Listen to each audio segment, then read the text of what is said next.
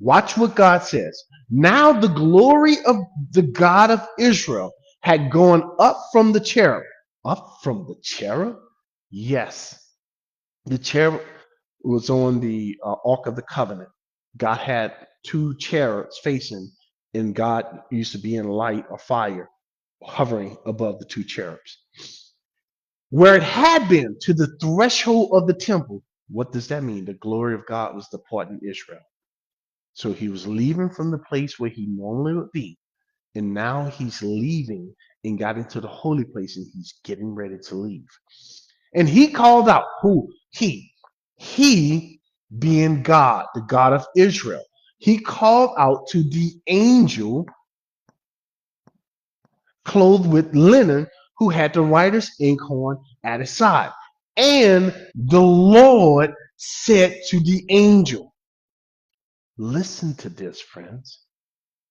Go through the midst of the city, through the midst of Jerusalem, and do what? God, put a mark on the foreheads of the men who does what? Who sigh and cry over all the abominations done within it. So where did the devil get marking people's foreheads from? Did he come up with that idea? No, friends. He's a copycat. He got it from God. He's seen God do it here. What is God doing? God is marking out all the believers. They sigh and cry over the sins that the people were doing. Where were they doing it? In the temple. Now, what kind of mark do you think that was? Do you think these people now had some physical mark where you and I would be able to walk up to them and see it on their forehead? Absolutely not. But it was visible. It was visible to every single angel, and it was visible to every single demon. Watch. To the others, to the other five angels, God said to them, now listen, folks, this is incredible. God says to the five angels that had the swords in their hands, go after the angel that had the inkhorn. Go after him through the city and kill. What? What? Yes.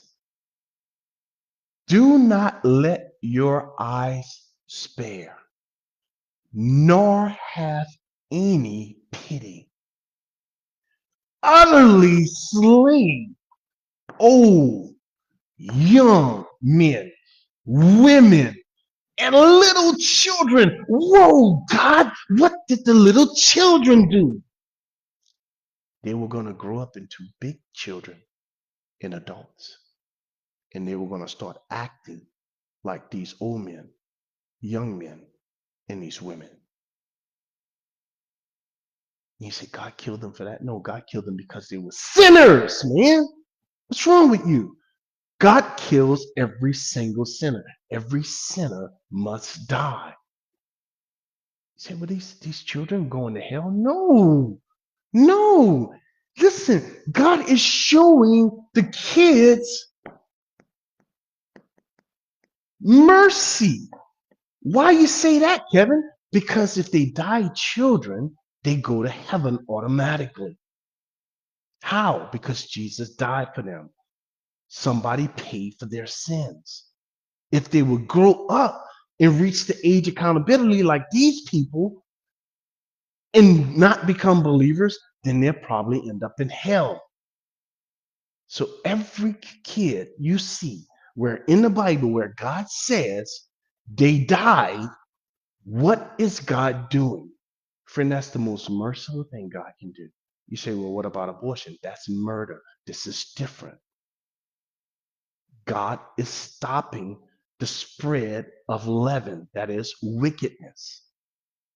Abortion isn't doing that. Abortion is flat out murder. And it's not being done by God, it's being done by wicked men influenced by demons and women. Little children and women, do not come near. Listen to God. Do not come near anyone on whom is the mark. Everyone who did not die at the hands of the Babylonians. The Babylonians was running through the city with their sword, cutting people down. Then all of a sudden, they get to a person with the mark. And you know what they do? They'll let them go. They have no idea why they're letting them go.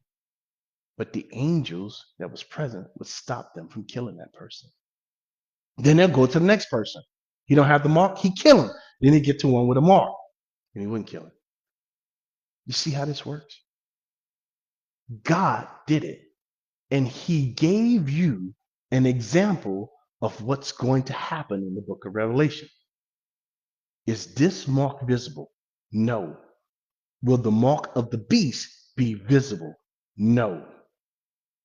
What made God put this mark on these people? They believed in the Most High God. They were believers. God saved them. They were part of the remnant of Israel. That's how it works. He says, hey, begin at my sanctuary, my temple, meaning kill the priests. So they began with the elders who were before the temple. You say, you mean to tell me all the priests wasn't saved? Of course they wouldn't save. Just because a person is religious and be a pastor or even doing what I'm doing doesn't mean they're saved. What does that have to do with it? Nothing. Got to be born again, friends. Whew. So I know most people have probably never even seen this before or read it and didn't understand what they were reading. But this is a prelude to what we saw over here in Revelation, where people are being forced, but they have freedom to accept it or reject it. This mark. This mark is not a physical mark, friends. It's a spiritual mark of alliance with the beast and the false prophet. Okay? All right. Now, let's go back. So that's how you can know that we're very, very close to the rapture and entering into the tribulation period, because there are some things that is possible today that was never ever possible before. Okay. Now let's review what the scriptures declare concerning the worst human that will ever walk upon the earth. No one before him, not even Nimrod, excuse me, has ever given themselves over so completely to be controlled by the devil himself as this man will. So let's conduct first the Old Testament review of the beast over in Daniel 7. So let's go read Daniel 7 and see some of the things. Now you're going to see some of the same things in the book of Revelation when we get to it that you see over here in Daniel chapter 7. The book of Revelation is just going to give you a little bit more information than what Daniel gives here. Now, look at this. In the first year of Belshazzar, king of Babylon, Daniel had a dream and visions of his head while on his bed. Then he wrote down the dream, telling the main facts. Daniel spoke, saying, I saw in my vision by night, and behold, the four winds of heaven were stirring up the great sea. So the great sea? Yeah, talking about the Mediterranean Sea, the great sea. And the four great beasts came up from the sea. The great sea? No. Remember what we seen over in Revelation. The Bible described what the sea was. It was nations, peoples, tongues, and tribes. Where did that definition come from? That came from God. It's in the book. So I don't have to guess, and neither do you, on what the sea means. Each different than the other. That is the beast. They were different in type and likeness. The first was a lion, and he had eagle's wings. That represent Babylon. Okay. The other one I watched, till its wings were plucked off, and it was lifted from the earth and made to stand on feet, 2 feet, like a man, and a man's heart was given to it. What in the world? A lion that had wings, its wings were plucked off, and then God made him stand up on 2 feet, and he had a man's heart? What? Yes. He's talking about the king Nebuchadnezzar. That's exactly what happened to him. He's the lion. He was a ruler over all the earth at the time. He got smart and smug and proud. God made him go out in the field and eat grass like an animal for 7 years. Then God saved him. At the end of Nebuchadnezzar's life, God saved him and he worshiped the Most High God. So basically, what this is saying is that Nebuchadnezzar was a beast, but at the end, God saved him. And look what God did. God gave him a new heart. It was a heart of a man. Now he was alive to God. While he was the beast, he wasn't alive to God. That's all it means. And suddenly another beast, a second like a bear. Who was that? That's the Medo-Persian Empire. It was raised up on one side. What does that mean? That means one side was stronger than the other. The Persian side was stronger than the Medo side. So at first, the first king was Medo. And the next few kings that came out of that was all Persian. And had 3 ribs in his mouth. 3 ribs? Yes, that is, he conquered 3 other kingdoms. What 3 kingdoms? Egypt,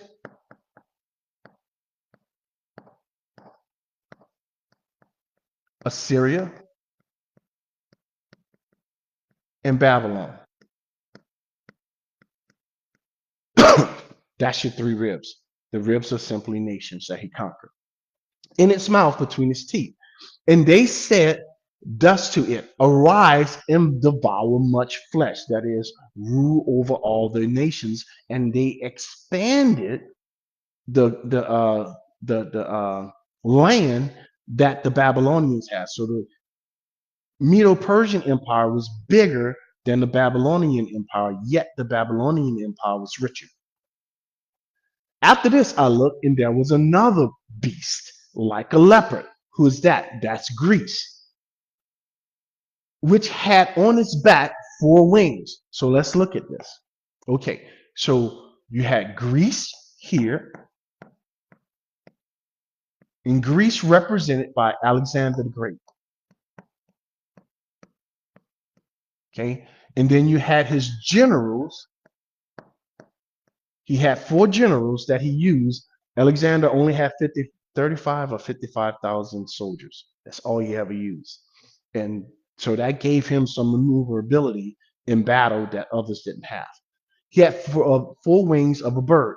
The beast also had 4 heads. That's the generals, okay? Same thing. And dominion was given to it. That is, he conquered the Medo-Persian Empire. And he tried to Hellenize the entire world, make the world like Greece. After this, in the night visions, behold, a 4th beast, another nation came. It was terrible. It was exceedingly strong. It had huge iron teeth and devouring, breaking in pieces, and trampling the residue under its feet. It was different from all the beasts that was before it, and had 10 horns. What is he talking about? He's talking about Rome. And then when Rome became fully mature, There was 10 Caesars. That's your 10 horns. I was considering the horns, and there was another horn, a little horn. Now what happened? You've gone from the ancient times of Rome. Now you are in the future here with the Antichrist coming up among them. But notice he didn't come up at the same time. He came up among them. Those nations that made up the Roman Empire are still around today. So eventually, this little horn, he is the Antichrist. He's going to show up. When? I have no idea. Before whom three of this 10 nation confederate are going to give all their authority to this man. We're plucked up, out by the roots. That's what that means. He takes over their authority and he uses that authority to manipulate the other seven. And there in this horn, inside of this horn were eyes. Now, these are demons, like the eyes of a man, and a mouth speaking pompous words. So, who you think is inside of this man? It was none other than Satan himself. So he goes and he sees where God comes down. The Ancient of Days was seated, his garment white as snow, and the hair of his head was like pure wool. His throne was a fiery flame, its will a burning fire. A fiery stream issued and came forth before him. 1,000 thousands ministered to him. 10,000 times 10,000, all the people stood before him, and this is judgment day. Okay, now look what happens to the Antichrist. I watched. Then, because of the sound of the pompous words which the horn, the beast, Antichrist, was speaking, I watched till the beast was slain. What happened to the beast? I showed you that last time in Revelation 19. Angels picked that rascal up and cast him and the false prophet into the lake of fire, which is not on this earth. I have no idea where it is, but they took him and cast him into the lake of fire, alive.